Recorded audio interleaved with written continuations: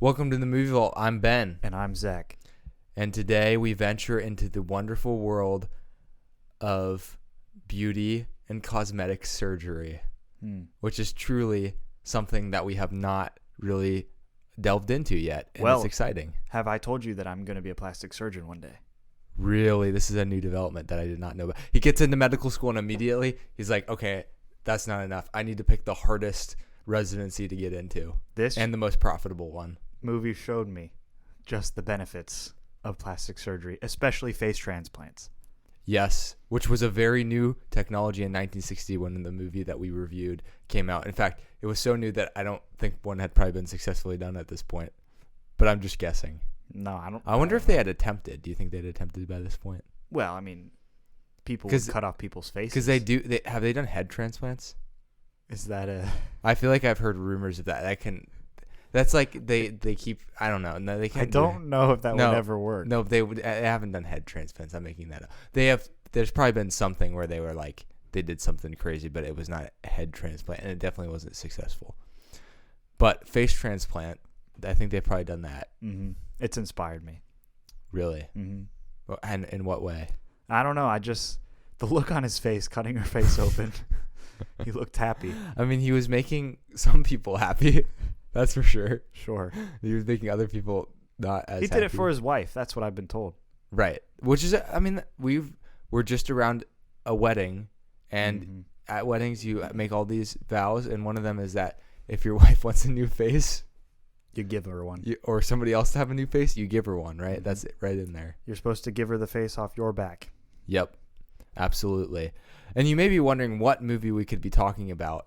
And it's Les Yeux Sans Visage, which in English is Eyes Without a Face. For all our French listeners, just pretend that I pronounced that right. But there was a dubbed version called The Horror of Chamber of Dr. Faustus. Oh, interesting. Mm-hmm. The Horror Chamber of Dr. I think Eyes Without a Face is much catchier. I don't really know. None of it rolls off the tongue. There's probably like a marketing thing for when they released it in the U.S. to be like, oh, people are gonna love the Horror Chamber. Like that must have been like the theme of Like the names. Cabinet of Dr. Caligari. Yeah, there was probably other movies that had names similar to that, so it was just like drawing the viewer. But the movie was it's obviously a French movie. It was based on some sort of book or short story, it looks like, by Jean Redon. It stars Pierre Brassard, Lydia Valley, Juliette Mayniel, and a bunch of other French people. Cinematography by Eugene Schuften, who's German, actually. Music by Maurice Jarre. Very good soundtrack, I have to say. Mm-hmm. Very good soundtrack. And it was released in France, so they don't give us any details on the box office, apparently, because that's too hard to figure out, I guess, for people on Wikipedia. Let's see. Initially, French critics were moderate, ranging from mild enthusiasm to general disdain, claiming it to be either a repetition of German expressionism, which we've talked about before, or simply a disappointment of the director's leap from documentary filmmaking to genre filmmaking. So apparently he had been doing documentaries before this, and they liked him doing that better and didn't like him doing this. It is interesting that this movie is also considered to be part of the French New Wave, at least to some degree, because it is not quite like the traditional French New Wave movies due to its nature of being a genre film or kind of like a horror movie. Tell me what a typical French New Wave would be. So the French New Wave was a movement that emerged in the late 1950s that was characterized by its rejection of traditional filmmaking conventions in favor of experimentation and a spirit of iconoclasm, which you might not know what that means because I didn't know what it means. And it means the importance of the destruction of icons and other images or monuments, frequently for religious or political reasons, which it makes sense with how we know. So down with institutions. The history of France, right? Like you don't think of it as a place that is like real reverent towards their. Well, no, they don't work. Yeah, and they don't work too, except for at making movies apparently. So people who were important in this movement were Francois Truffaut, Jean-Luc Godard, Claude Chabrol, Jacques Rivette. If you don't know how to pronounce a French person, just like pronounce it the worst way possible. You're probably right. And an important part of French New Wave movies was a sort of they feel very true to life. At least the ones that I've seen, they don't necessarily heavily lean on plot. They lean on characters. And I know like a movie like Breathless, which is considered to be one of Godard's masterpieces. It also featured new kind of camera features like shaky cams and stuff like that. So it was just a lot of like experimenting with things. But I think the thing that Eyes Without a Face has that those movies do not have is their lack of a plot. Like Eyes Without a Face definitely has a plot, but I can see how it still feels different than like an American horror movie at this time may have looked. I think because the horror is in something that is not exactly in your face, but is still very scary. Right? Is that fair to say? Well, yeah. Like the doctor, he's kind of a weird looking guy. He's kind of clumsy. Sometimes he looks dumb. He's not like a scary monster, but the actions that he does are very intimidating. There were some interesting artistic choices that were made in this film, such as having weird qualities of some of these characters that could have otherwise been bland and been fine. I mean, none of the relationships in the family were defined at all, and everything. You know what I mean? Like it's her parents trying to protect her, but why did she get in this situation? And we are meeting this girl after the car crash, right? After it was a car crash, right? Is that what he said? Something like that. I can't remember. I really can't there's remember. A girl at the start of the movie who's in the car crash. She dies. No, you're right. No, it was a car crash that she got her face messed up in. Is messed up in it. I'm thinking of somebody else. Oh. They killed another girl to make it look like the girl who messed up her face died. That's what happened. Mm-hmm. So she was in a car crash. Her face got messed up. She wears a mask, and then they kill this other girl and have a funeral for her as if she was Christiane, I think. Christiane's the main character. Eyes Without a Face. That's her. Mm-hmm. And it truly is like her face is so scarred and disheveled that it's like she just has eyes and a mouth. Yes. Well, typically, face transplants are for people who are in that situation, who have been in some kind of traumatic experience that has disfigured them somehow, especially in the facial area, or if they have some kind of parasite or something else up there. We actually had a friend, Ben, that had a parasite in his face. Do you remember him? And it ate like part of his cheek, and then he had to take like the thigh. Remember him? Mm-hmm. And yes, they had to put it in his village in Ghana. And it was a crazy surgery. That's like part of a face transplant. So we know someone who's had one. They started in 1600 BC. Really? Egyptian medical texts.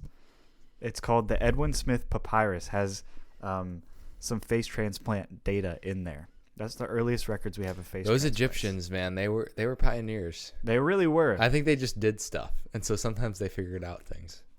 Yeah, but I wonder, like, how could they have built things that last longer than the things? Yeah, the pyramids are a mystery because the way that they say they made them, you're like, really? Yeah, it had to be more complicated than that. Well, yeah, I mean, yeah, I have the truth, Ben, but I'm not going to reveal it. You're not going to reveal it, yeah, because these people you want to gatekeep that. These people can't handle the truth. Of course they can. And the world's first partial face transplant happened in 2005 in France, funny enough, and the world's first full transplant was completed in Spain in 2010. So the Spaniards beat us all, and it's basically replacing someone's face with tissue from some type of donor, and the actual name is vascularized composite tissue allotransplantation, or VCA, and it involves transplantation of like skin, nasal structure types of things, nose, lips, muscles, nerves, and potentially even bones, which would be a pretty hard surgery to perform. Shout out to all the surgeons that we know. We know a couple of them. Mm-hmm. And they have to take lifelong medications to avoid rejection. So that is the history of transplants as we know them in the medical system. However, what you see in this film is not at all how a transplant should be done. One, because of HIPAA and ethics and human rights in any form or fashion. But two, after looking at some of these transplants, he didn't even do it correctly, which bothered me a little bit. So In fact, he did not even follow a sterilized.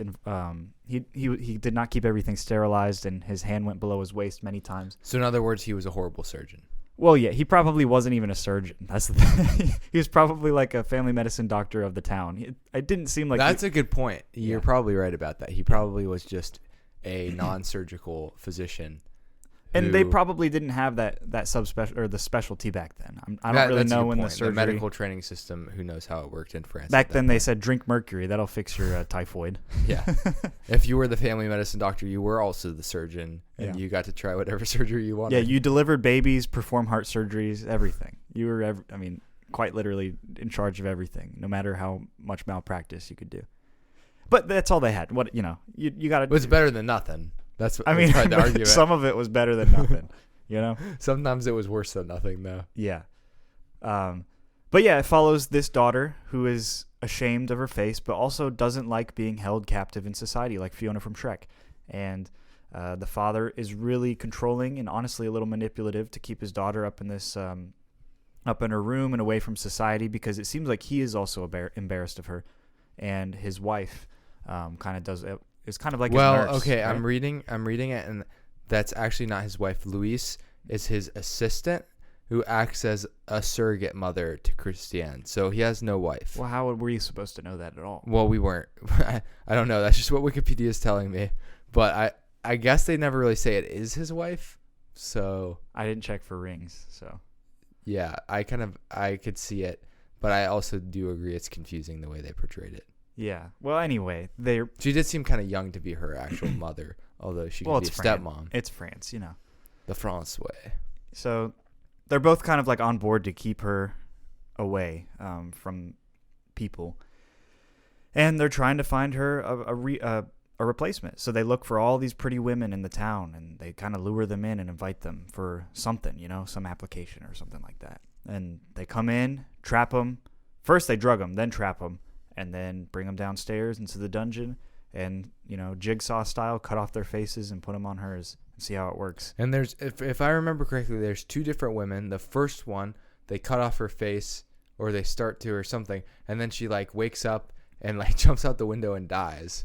Yeah. So that's terrible. The second woman, you get her on the table, and this is the dramatic moment at the end of the movie where, I forget, does he leave the room? Yeah. During So surgery. yes, because then the daughter comes in and lets And her the daughter loose. comes in and she. Well, it wasn't mid-surgery. I think he was done. At least he was good in that part. The face was on her, I thought. I thought her face wasn't cut off at this point. I can't remember. Oh, I don't remember. Here at the Movie Vault, only the best, only the best analysis. Okay, you keep talking. I'll But find the it. main point that it doesn't matter if her face is on or off is that Christiane eventually kind of reaches this realization that her desire to have a face that is pretty again is not necessarily a bad desire, but the fact that there are people who are being hurt because of her selfishness, essentially. And she is being manipulated by her father, who I think it's more than just wanting his daughter to be better.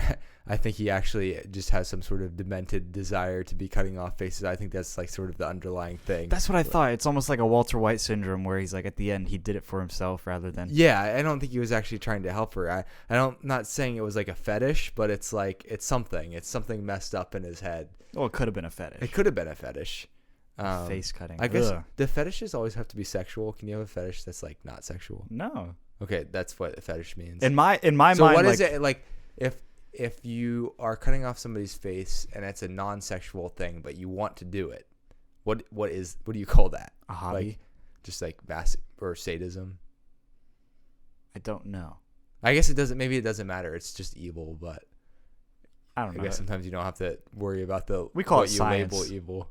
That's what our world would call it. Curiosity in science. Curious. He's being curious. He's Yeah. experimenting. Yeah. And maybe it was his love of science that was ultimately higher. Good scientists and doctors hold themselves to a code of ethics, and it seems like he had no code of ethics, or he definitely did not have any code of ethics. So if you don't have a code of ethics, you can see how bad things can turn Oh, you're out. right, Ben. Before he begins surgery on Paulette, the police arrive. However, I was thinking of Edna Gruber, which she ends up dying. Right Yeah, after that's the her one who jumps surgery. out the window. Yes. Anyway, she attempts to fall. Yeah, she falls up from an upstairs window. So only the best here at the Movie Vault. At least we got the information, you know? Eventually, we'll get you the right information. Well, the good thing That's the was important one of part. us was right. So technically, we're fine.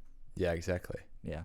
Apparently, over time, this movie has gained a lot more respect, which is probably why it came across our attention, because it now holds a 97% on Rotten Tomatoes compared to its kind of mixed reviews from early French film critics, which just goes to show you sometimes you have to be careful about judging a movie too soon because you don't know how it's going to age, which I have to remind myself of sometime. Although there's certain times that I'm pretty sure I know that the film is not going to age any better than it came out as. But there might be some movies that take you by surprise over the years. Yeah, that happens all the time where I'll just come back to a film and like it a lot more, even if it's not as good. But You know this a film, I movie think, was ahead of its time. That I would probably rate higher if I watched it again now. Bullet Train. No way. Yeah, Absolutely. I think maybe it was a better movie than I gave it credit for. I don't think so. You don't We think just so? watched it a year and a half ago, right? Yeah, but I just think about it's a movie I think about more often than I thought I would. Why? Maybe it's because it's the action. And not even the plot. Just like it's Brad a Pitt? cool action movie. You know, sometimes you need a cool action movie. There's a lot of really bad action movies, so when there's like a kind of good one. Yeah, but I Maybe thought that was a supersedes. bad action movie. No, I don't think it was bad. What did we give it? I have not. Do we even actually review it? Or We did. We did. It's an episode. Really? Yeah. For some reason, I thought it was just like we just watched it and we never reviewed it. No, that was the whole point. Interesting. Okay, I'll Only have the to go best back- at the movie vault. we don't even know our own episodes. I'll have to go back and listen to that episode. Hey, at least one of us was right. Yeah, very true. Yeah.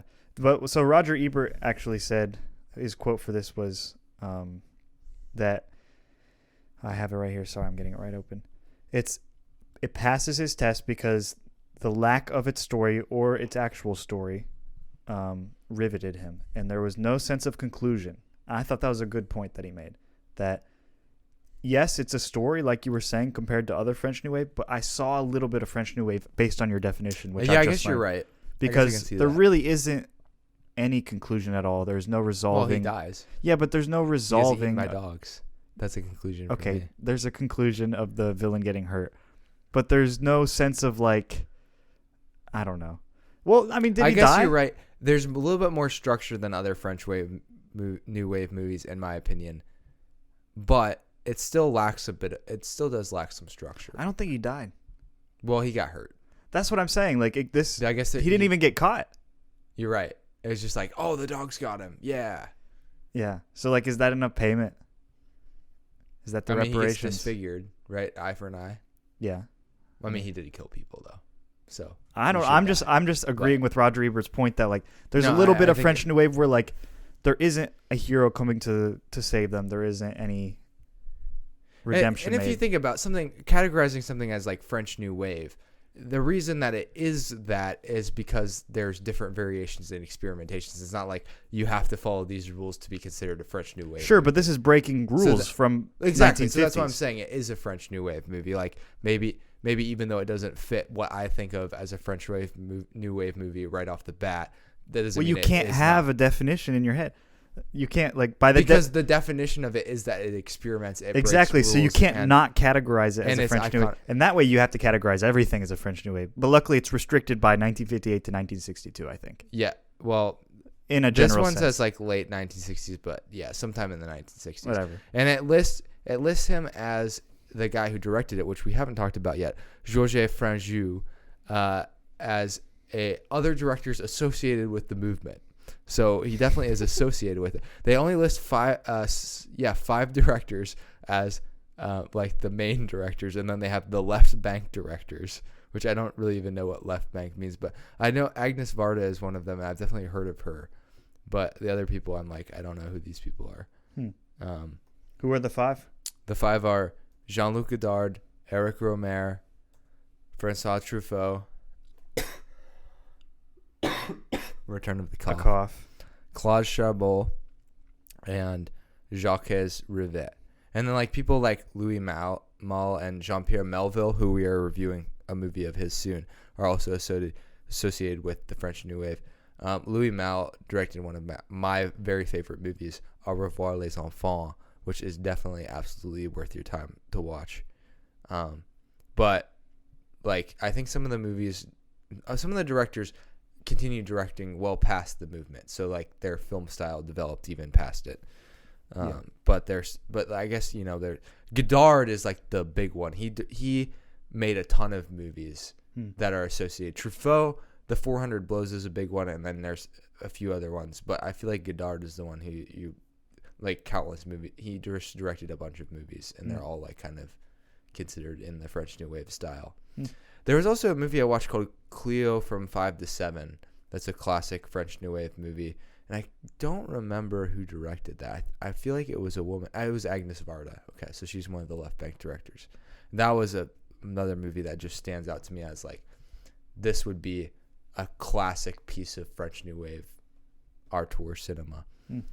So what I think we're getting at is that, well, speak for yourself. When you label something, there's very few film movements that have sort of the aura that the French New Wave does. Because when you say it, you sound smart. You're like, oh, I like the French New Wave. Oh, that's cool. That's a cool name. But it's a little looser than maybe saying it's a horror movie, you know, or it's a genre, or like picking a genre. It's not exactly a genre of movie. Yeah, but I'd still like a say style of filmmaking. It's still a more specific label. Well, it has to be for French. Sure, yeah. But it's like you could say old Hollywood. Right. And that's a wider gap, right? You're right. That's a wider amount of movies. That includes more stars, more directors. Yeah. And that's just saying, I guess there is a style of filmmaking that people are referencing when they say old Hollywood, but it's probably a little bit broader. Even just splitting it up by decade, like films from the 60s, the 70s, the 40s. This is like in the middle of the French New Wave is a split of decades. And if I'm not misunderstanding the history of the French New Wave, which I've studied briefly, you know, I've never watched a documentary on it or anything, but I think there was a level of self-awareness that the directors had that maybe other directors didn't have. I want to say either Godard or Truffaut. I think Truffaut, it says he wrote an essay in 1954 where he denounced the adaptation of safe literary works into unimaginative films. So there was this sort of like, they knew what they were doing. And I want to say Truffaut started out as a film critic before he even became a director. Francois Truffaut was a film critic before he became a filmmaker. So I think that it gave him time to actually develop what he thought about movies before he made them, which is very interesting. I don't know that, you know, Roger Ebert never started a crazy, you know, film career where he had critically acclaimed movies that he made. I don't think he ever even attempted to ever make a movie. No, he stuck to his craft. And I think to some degree he became too famous to even attempt to do that, because as soon as you are a film critic and you make a movie that's bad, you lose all credibility. You can't be a film critic anymore. You literally lose two jobs. You can't be a director. You can't be a film critic, because nobody's going to listen to a film critic who makes bad movies. Yeah. So if you don't make movies, you don't have to run that risk, right? Yeah. So I do think it's the self-awareness played into despite it being like experimental and all of that, there was still a very focused goal of the movement. And the directors who were in it knew it, and that changed, and that influenced people like Martin Scorsese and Brian De Palma and the 70s Hollywood era that would bring like the sort of grittier movies to Hollywood. Yeah. And eventually people like Quentin Tarantino. Exactly. I was about to say, like, Pulp Fiction is a great example of this, just reversing and destroying the regular hero's journey plot, putting a villain in the hero's role and a hero in the villain's role, and just telling it out of order as well. I think Reservoir Dogs is another great example of, you know, different structure. Birdman was one that I found. I know we keep bringing it up, Ben, but David Lynch is a great example of this. Just because David Lynch loves French films, and the French New Wave, one of its defining characteristics was not only just a reversal of what we know as a traditional film, but also the rise of existentialism, like you said. Right. German expressionism, like the Cabinet of Dr. Caligari, right? We talked about that, like post World War I, defiance of nationalism, down with this system. We don't believe in institutions. Let's just make everything surreal. So the rise of surrealism. Mm-hmm. What was the other one? There were a couple other things, but just this rejection of classical logic, classical thinking, just a way that we would normally process things in film, the way that we've been taught, honestly, in film to process things. Like there's a beginning that's happy, then the conflict comes to a climax, and then the climax ends with a conclusion. French New Wave destroys that and brings in this existential dread in the middle of it. And honestly, Ben, if you think about a film that has a plot that's like told out of order and you're honestly not connecting with it and it's trying to make you reach, you know what I mean? Like It's really making you work sometimes. That automatically brings in existentialism into the film, even without like without making statements of existentialism. It can just bring in, by the very structure of the film, absolutely, those ideas. And it's very interesting you bring up Reservoir Dogs and Pulp Fiction, because I'm reading an article on thefilmstage.com, and they go through the history of the French New Wave, but they have a section on the impact of the French New Wave. And Quentin Tarantino actually dedicated Reservoir Dogs to Jean-Luc Godard. Whoa. So it's very on the nose that you said that. And the dance scene in Pulp Fiction was also influenced by the French New Wave. They write about, obviously there's references, and it makes sense, in Inglourious Bastards, where they're actually in France. Tarantino, who has been referenced ad nauseum on this podcast, is a master of reference, so it's not surprising he references the French New Wave, because he also references tons of other movies. Well, he even gets that from French. If you said it's a rise of these directors that are self-aware, right? And he was so self-aware because he would just implement so many different films into his films, and it was ironic, it was sarcastic, it was just playing off of itself. And it's like an honest assessment. It's not I think sometimes directors, everyone is influenced by the movies they watch, but sometimes in not a way that they know that they're being influenced by them. It's sort of more subconscious. Whereas this gave rise to film directors who are like, okay, I know what my source material is, and I'm going to make it obvious, but in a artistic way that's not like Sunset Boulevard and Inland Empire. I'm gonna say it again. I have to. Yeah, there's these homages. There's these, I can see parallels, but it's still a completely different story. Mm-hmm. You don't feel like you're just watching a remake of a movie, which is what Truffaut was arguing against. He was saying, taking a book and turning it into a movie, that's not good enough.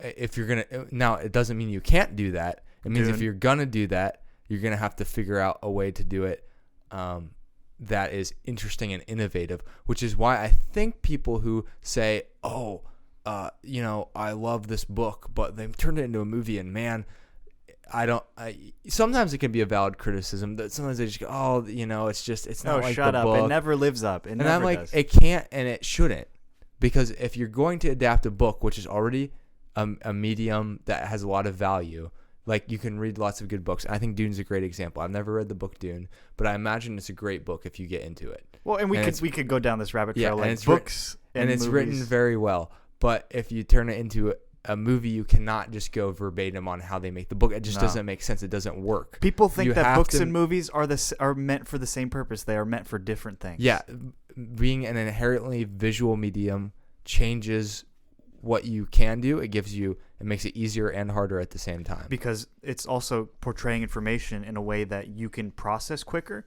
but you're also going to forget quicker because you're not processing it. You know what I mean? Mm-hmm. So anyway, that's another whole side tangent. Exactly. I think we don't realize, and we're not talking about this film as much anymore. Really, we've covered most of this film, and we don't know enough about the director to kind of go deeper. But what I'm saying is this film is, again, a representative. We pick these films to represent things.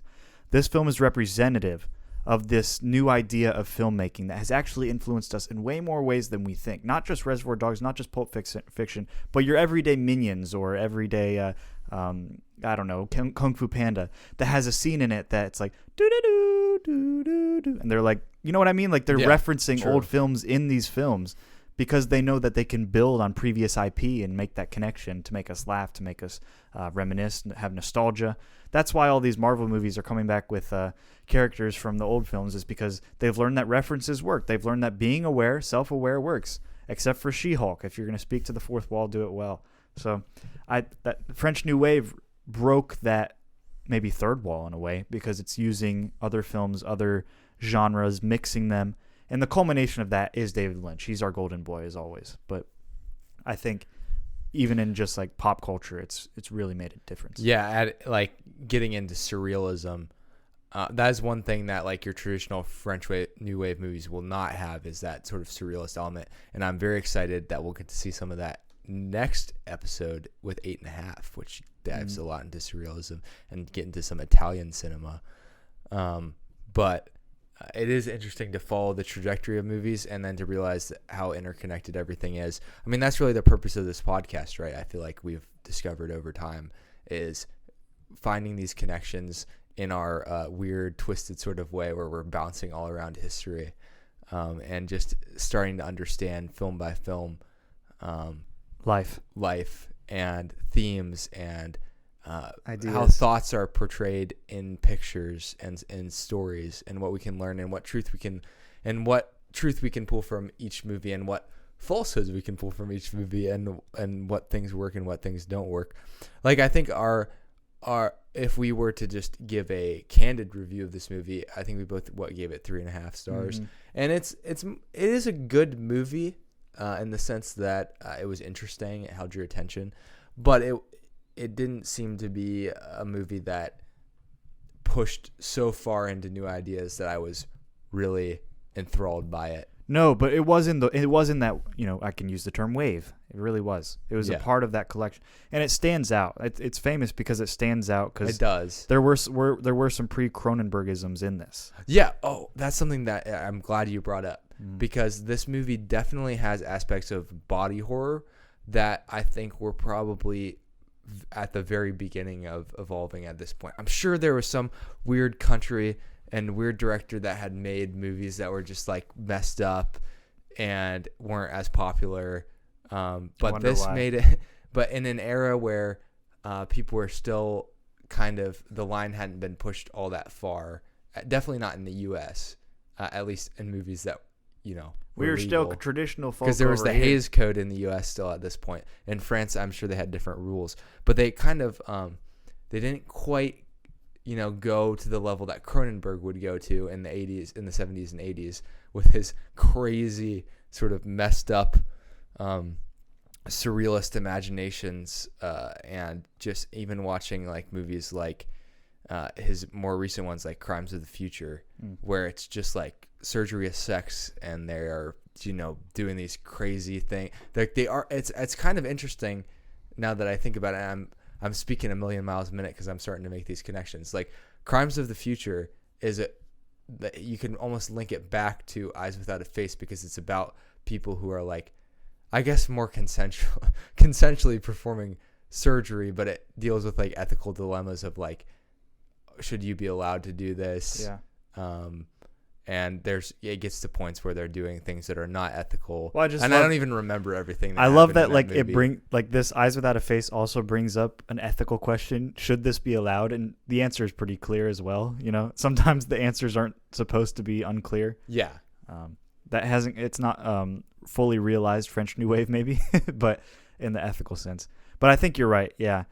I mean, even his older films like The Fly, Videodrome, stuff like that, where people are growing body parts out of different areas that they shouldn't be, and people are morphing into different things. And this really started it because, they're cutting off faces. You get to see all the blood and all the stuff behind them. And there's a lot of blood in this film. And it was kind of gross. Some of the stuff was like, oh, I don't like that. Seeing a knife to skin without, you know what I mean? Like in films. And without the camera cutting away. It's surgery, but it's surgery done wrong. Is also difficult. Well, it's not surgery then. That's just mutilation. Yeah, it's mutilation. Surgery is precise. It's pragmatic. I don't know. Pragmatic is not a great word to use. But it's sterile. It's sure. Yeah, it's a plan.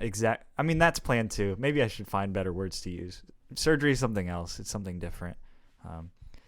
But anyway, yeah. So I think that the Cronenbergisms were maybe my favorite part of the film, and I think it was the strength, definitely.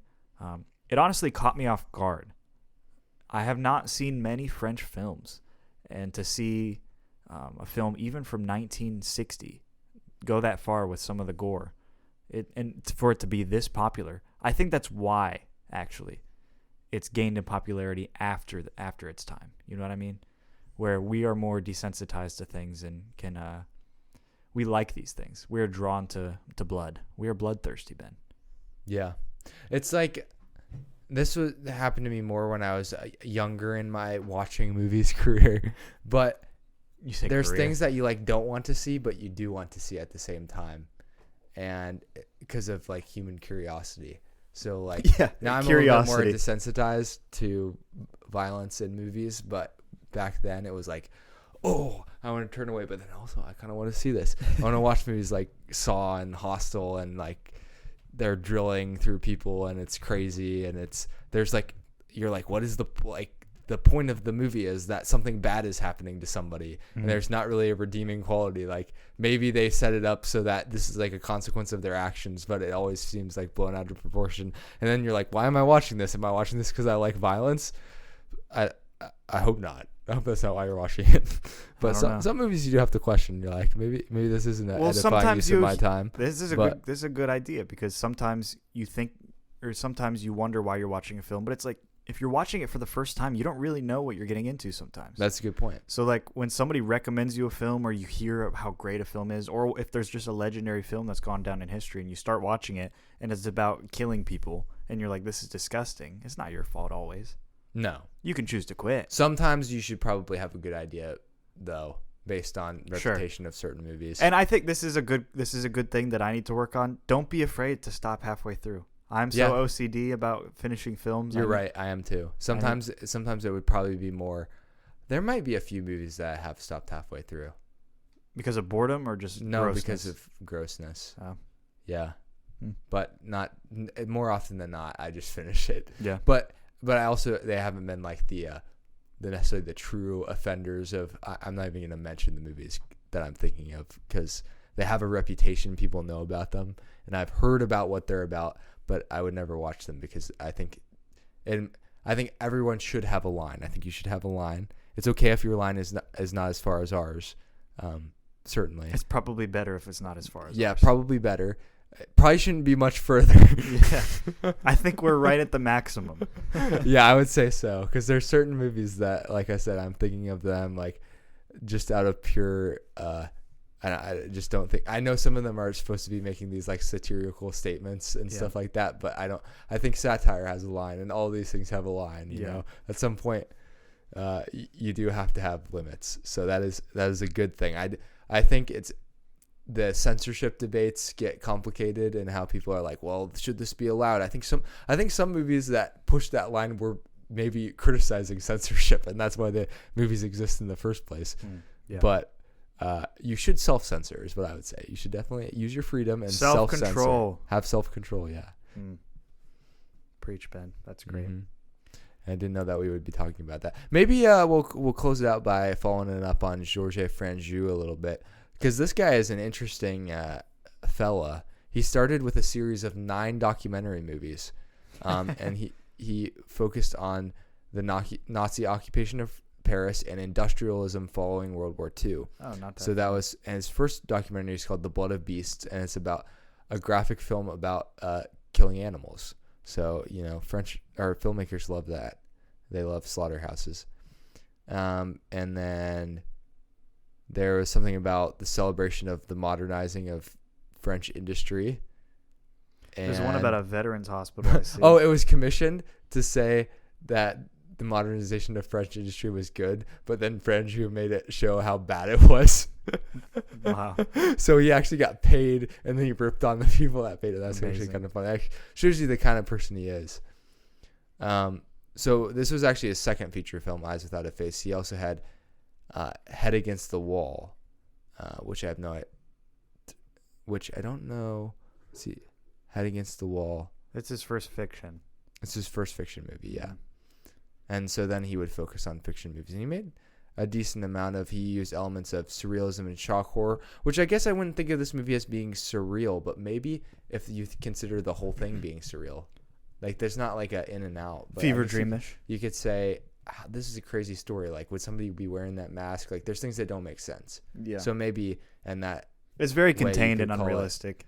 Yeah. Fever dreamish. I think when I think surreal, I think of movies that have like some level of like, this is reality and this is not reality. Or like David Lynch, where it's like all not reality, but it still is so weird that David Lynch but is there's constantly still, teasing. But there's still like levels. It's like, this feels more real and this feels more like. Listen, dream. David Lynch is the most organized surrealist I've ever known. That's yeah, the but thing. in a like really a way that somehow still feels natural. Yeah. That's so impressive. Yeah. He did Judex, which was a tribute to silent films. Ooh, interesting. Maybe this would be an interesting guy to get into. I feel like he had a interesting takes on things, but by far this movie is his magnum opus. Yeah, is what the consensus is. Mm-hmm. And I mean, it's great. I'm not saying it's not good. I just think we picked a good one to represent a larger topic of filmmaking. And I hope at some point we will get more into some of the other big hitters in the French New Wave. Like, particularly my favorite one is Breathless. I think it's a fantastic movie. Definitely is in my top 50. And I would love to watch it again just to get another read on what I think of it. Maybe we'll look into the Left Bank film directors. Yeah, that too. Yeah, that'd be cool. That'd be cool. Yeah. Well, that's all I got, Ben. That's the end of my notes. That's all I what got, do you got too. Oh, you're done? I got nothing else. Okay. Well, do you have any movie highlights from the last week? I do. So I finished watching the Italian movie Bicycle Thieves. Zach was commenting he thought I gave it too low of a rating, 3.5. He hasn't watched it yet, though. It is rated very highly on Letterboxd. One thing I will say, I watched it over multiple viewings or multiple sittings, which is never the way that you should watch movies. So I think maybe a more focused viewing would help me have a better, more cohesive perspective on the movie. But it was well directed. Loved the characters. It staged economic struggle at that point in Italian history, which I'm very unfamiliar with, in a way that I could easily understand. And I didn't realize how important bicycles were to people until I watched this movie. So that's what I would say. Yeah, very important, Ben. Because cyclists I know are kind of like pretentious. Other than one particular cyclist With that we red both hair. know with red hair that we both know and love. He's not annoying at all. No, but there's he's some not. other cyclists who are. I love that I knew that right away. Yeah. I've just watched David Lynch's Straight Story. I have 10 minutes left. I'll throw it in here, though. Yeah. Oh, my gosh. Who directed this? I mean, it's crazy how it's so heartfelt. It's just this guy who's going across to see his brother after he has a stroke to reconcile with him. And he meets a bunch of people along the way, and he's a sweet old man who gives great advice to everyone he meets and tries to resolve their life issues and teach them a lesson. And it's so sweet. It's a Disney film, of all things. David Lynch made a Disney film that Sean Fennessy gave 4.5 stars on Letterboxd. I need to watch this movie. This exists, Ben. I know it does. It exists. And it's one of his last feature films. Yeah, it's 1999. Yeah. 2 years before Mulholland Drive. Wait, really? For some reason I thought it was after Mulholland Drive, but it's before. No. That's cool. So this is his third to last film. That's crazy. So listen, then it goes a Straight Story, which Straight is a perfect. I mean, the guy's last name is Straight. That's why it's called the Straight Story. But it makes sense because like this is his most straightforward film that he's ever made. This it makes sense. It has a Even linear more than plot. Elephant Man, which I haven't seen. Yes, it's much more simpler than Elephant Man. Elephant Man is also pretty good. Elephant Man's a little bit more dreadful and has some existentialism in it. This is heartfelt and Disney themed, if that makes sense. Yeah. And then it goes straight into Mulholland Drive and an Inland Empire to finish it out. It's just like he had to get this out of the way before he just barfed out his soul. Right. So, Right. Very good. Recommend it. I'll probably give it 4 stars. I was going to talk about Firewalk with Me, and I never remembered that we watched it before we reviewed the movie last week. So. I was about to say that, yeah. Oh, bummer. We'll have to. It's Well, still. we'll review it one I'm day. still thinking about it. Yeah, me too. It's crazy. Yeah. Definitely, we could not more highly recommend Twin Peaks. We watched the first episode of The Return together, and I'm looking forward to I finishing have it. no up. idea what's happening. No, The Return is crazy so far. It's absolutely insane. Just new stuff everywhere. And it's funny seeing old Jerry and old Ben. Yeah, and all the old characters, and I'm sure we'll get introduced to more as time goes on. So I'm excited. All right. Was it Dale Cooper, Kyle MacLachlan doesn't look a day after he left Twin Peaks season 2. Yep. Not Doesn't even look a a day little older. bit. I mean, I said after. Ageless face. Mm-hmm. All right. Shall we close the vault? Sure.